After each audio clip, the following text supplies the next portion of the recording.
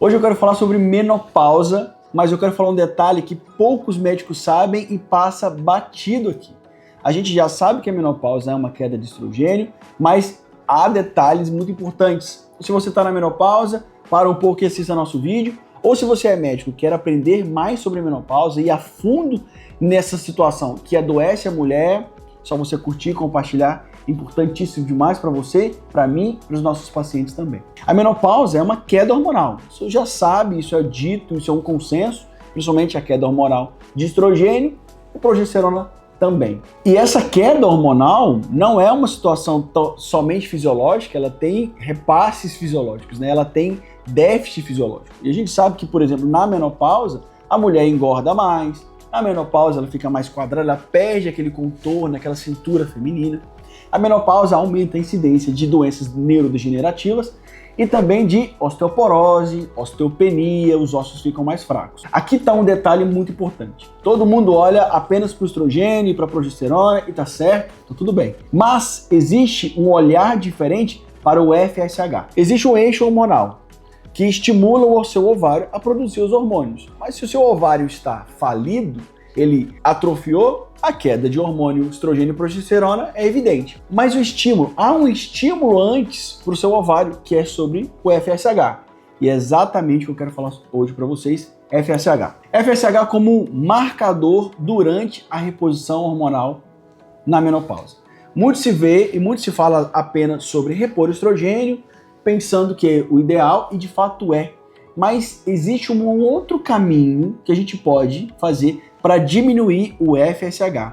Quem é o FSH? Um hormônio folículo estimulante. E ele fica apenas como critério de menopausa. Então a mulher está com menopausa, a gente vai olhar de forma retrospectiva, pedir exame de sangue e lá vai ter FSH, LH, estradiol, enfim. E até então a gente só olha para o estradiol e deixa o FSH de lado. Mas eu quero deixar um estudo para você, aliás, alguns estudos para você pesquisar e entender o que eu estou falando.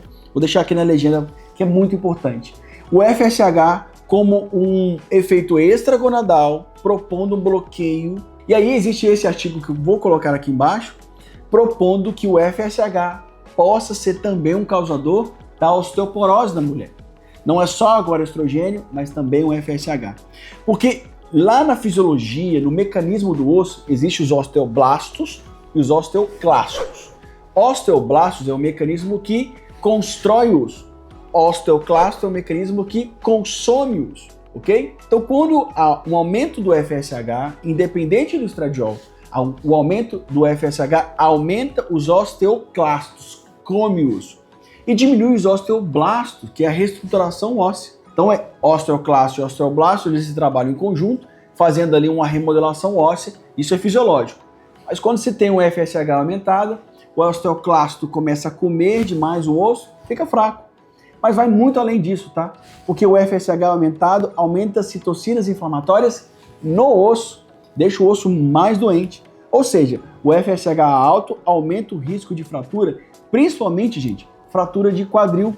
Então esse estudo, ele mostrou a importância da gente olhar para o estrogênio da mulher para prevenir osteoporose, mas também olhar para o FSH, trazendo medicações peptídeos que bloqueiam esse FSH, né? Então o letrozol, o GnRH recombinante, existem algumas terapias que a gente pode fazer para diminuir esse FSH, mas vai muito além de olhar apenas para o osso. O FSH também tem efeitos maléficos no cérebro da mulher, causando um aumento de incidência de Alzheimer, e é isso que eu quero falar agora para você. E aí esse estudo diz o seguinte: FSH aumentado no cérebro, há um acúmulo de células beta-amiloides, e é esse o mecanismo do Alzheimer.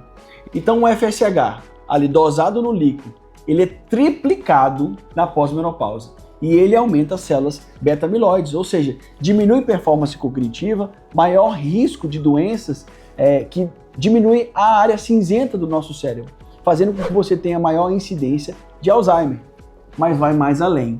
Esse novo estudo mostrou também a interferência do FSH no perfil lipídico da mulher. Vamos falar sobre isso agora? E aí o seguinte, o FSH aumentado aumenta o LDL, o dito colesterol ruim, e também aumenta o colesterol total. E diminui o HDL.